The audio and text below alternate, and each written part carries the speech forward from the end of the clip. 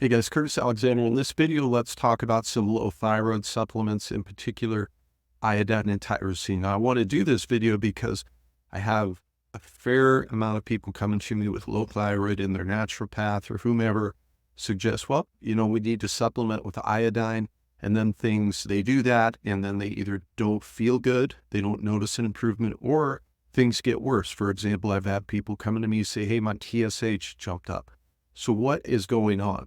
Well, basically, iodine and tyrosine, for example, are the building blocks of your actual thyroid hormones. So it makes sense that if you give somebody building blocks, they'll be able to feel better if they have a low thyroid. But there's so many other factors that come into play to be able to utilize those building blocks. So it's like if you want to build a house, you order all this wood, it's dropped on site, but you don't have a construction crew to do anything with the wood. So the house doesn't get built. So what does that mean? Well, there's a ton of other factors that go into having good thyroid function besides just having these building blocks. For example, you have thyroid hormones, T4 needs to be converted to T3. T3 is really the more active form. For that to happen, a number of things have to be in place. For example, you need to have good copper levels. Copper levels help drive the enzymes that convert T4 to T3, okay?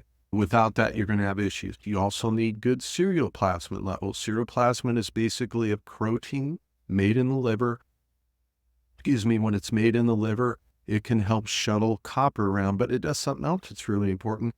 It helps keep iron in your body from moving to the oxidized form, which is not what we want. So you need to have good levels of ceruloplasmin. The other thing, you need good zinc levels. Zinc helps regulate copper. If copper gets too high, then we run into issues as far as signaling stress to your body. If you don't make enough T3 because your liver health isn't good and you don't have copper and you don't have zinc and you don't have this stuff, then you're not going to be able to produce energy. You're going to have difficulty producing hormones. Okay, another issue, your liver requires ample glucose. People are so afraid of carbohydrates. And granted, you can get glucose from other sources. I'm not saying that, but there's a reason why when I was in my deepest form of avoiding carbs, carnivore, keto, fasting, that's when I developed thyroid issues.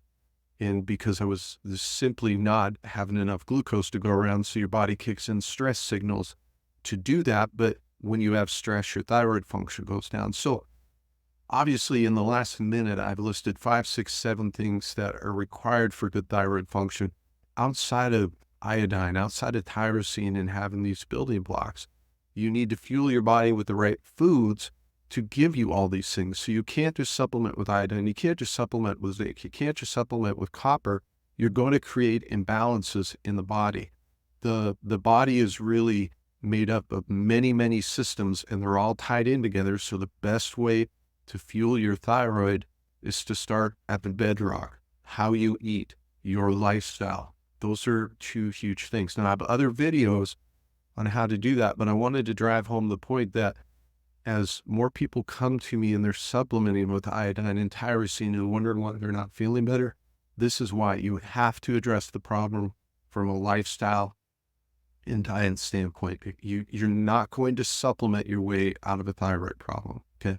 So hopefully this makes sense. Let me know in the comments other topics that would be helpful for me to cover. I hope this was helpful. See you in the next one.